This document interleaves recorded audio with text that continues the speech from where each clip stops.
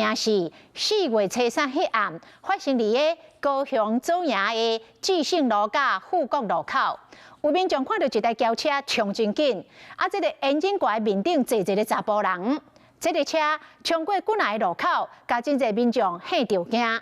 警方讲，这已经卡到公共危险罪，会当罚款3.6万。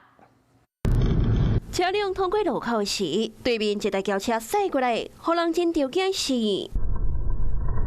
眼镜怪顶悬坐一个人，驾驶了阵，家己目睭花花看顶打，也毋过。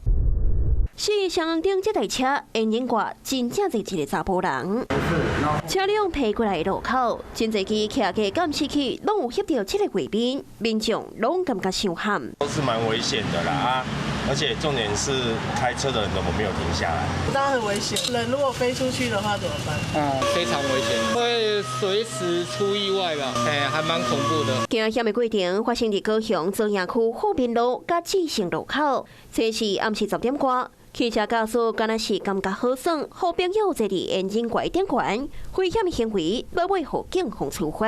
该汽车驾驶已违反《道路交通管理处罚条例》，可处新台币6千元以上36000元以下罚款。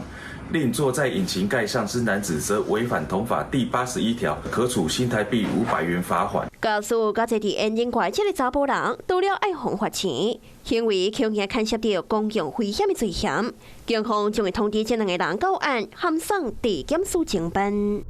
Hello， 大家好，我是林文。想要抢先掌握最及时的新闻资讯吗？赶快订阅、按赞、开启小铃铛，锁定华视新闻的 YouTube 频道。